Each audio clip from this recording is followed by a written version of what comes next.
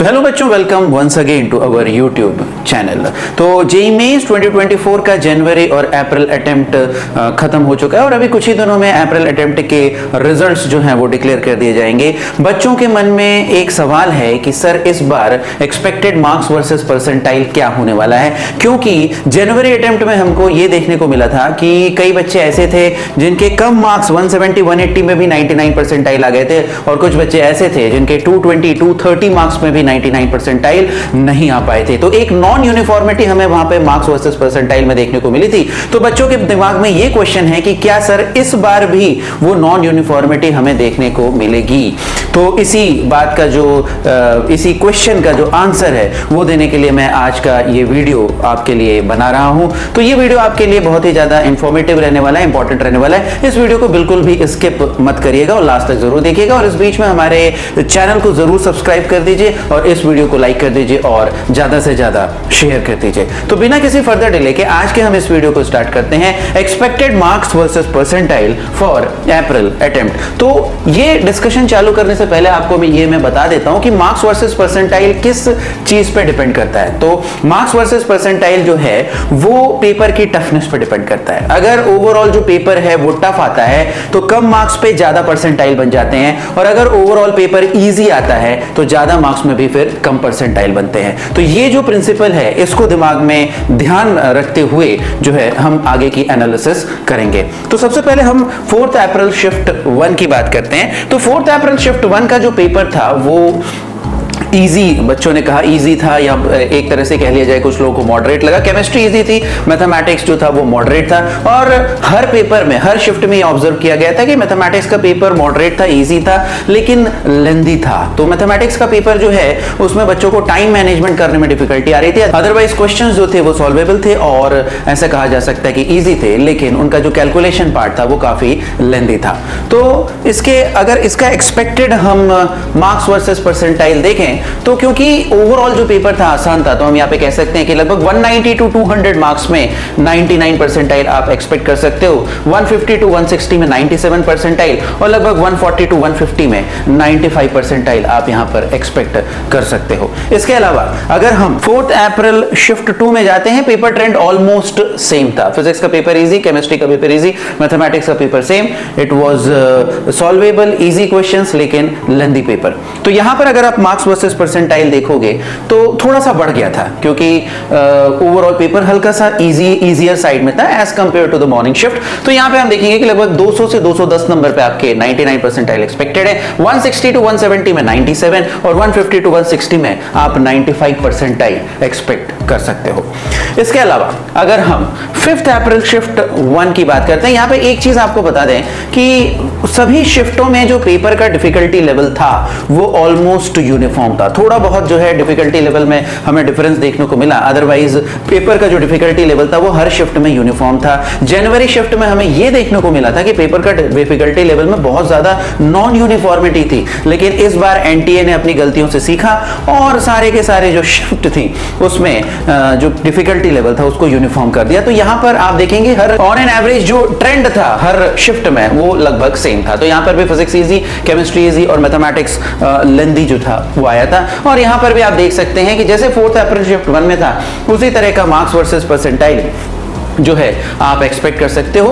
190 to 200 में आपको 99 percentile, 150 to 160 97 percentile, 140 to 150 marks में 95 परसेंटाइल। और अगर आप 5th अप्रैल शिफ्ट 2 की बात करते हो तो बिल्कुल सेम जैसे हमारा 4th अप्रैल शिफ्ट 2 था, ट्रेंड ऑलमोस्ट सिमिलर था, ट्रेंड जो है वो ऑलमोस्ट यूनिफॉर्म है जैसा कि मैंने आपको पहले ही बताया है। और इसमें आप देख सकते हो कि जैसे 4th अप्रैल शिफ्ट 2 था तो 200 टू 210 मार्क्स में आप 99 परसेंटाइल एक्सपेक्ट कर सकते हो, 160 टू 170 में 97, 150 टू 160 में 95 परसेंटाइल आप एक्सपेक्ट कर सकते हो। इसके अलावा अगर हम 6th अप्रैल शिफ्ट 1 में जाते हैं, trend almost same, physics easy, chemistry easy, mathematics जो है लेंथी। और अगर इसमें हम मार्क्स वर्सेस परसेंटाइल की बात करते हैं तो 190 टू 200 में 99 परसेंटाइल, 150 टू 160 में 97, 140 टू 150 में आप 95 परसेंटाइल एक्सपेक्ट कर सकते हो। ट्रेंड ऑलमोस्ट सिमिलर और जो मार्क्स वर्सेस परसेंटाइल है वो भी ऑलमोस्ट सिमिलर है, थोड़ा बहुत बस डिफरेंस जो है हमें देखने को यहाँ पर मिल रहा है।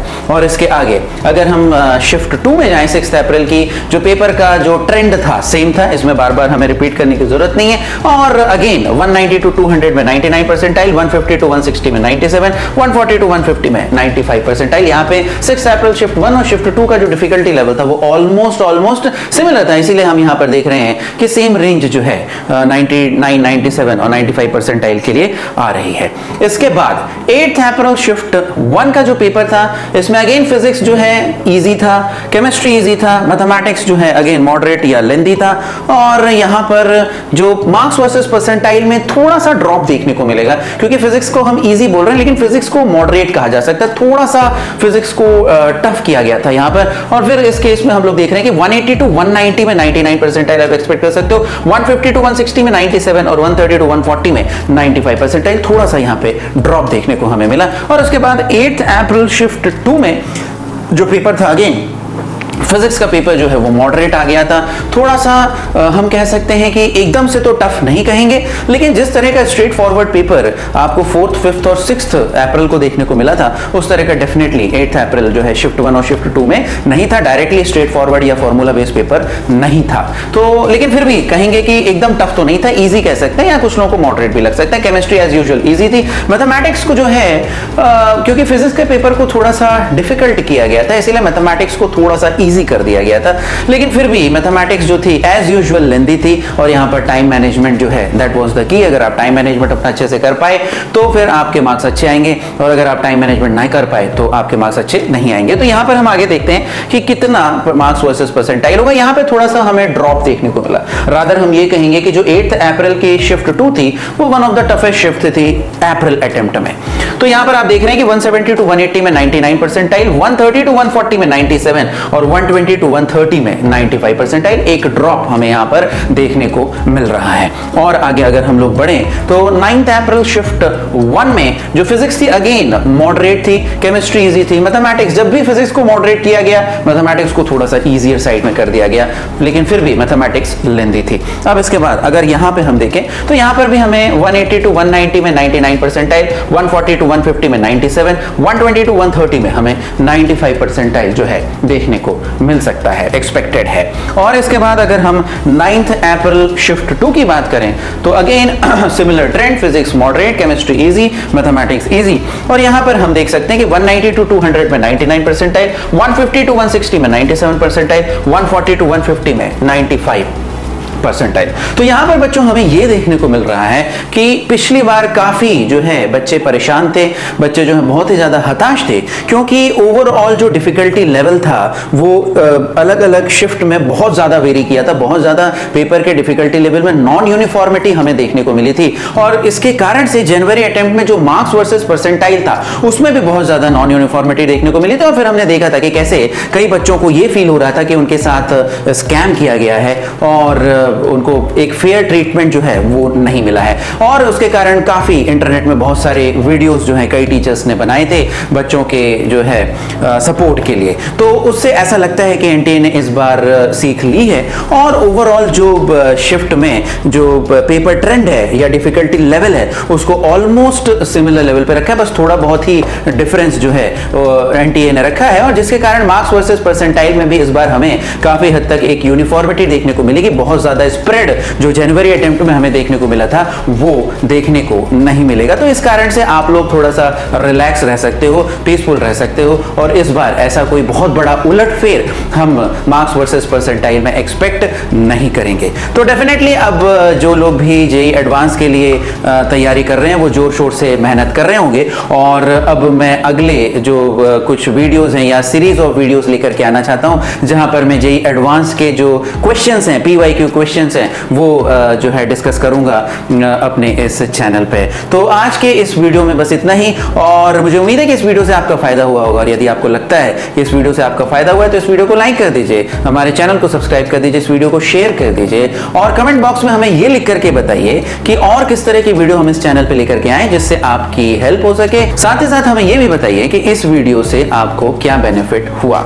तो मिलते हैं अगले वीडियो में। Till then wish you all the best, take care, bye bye.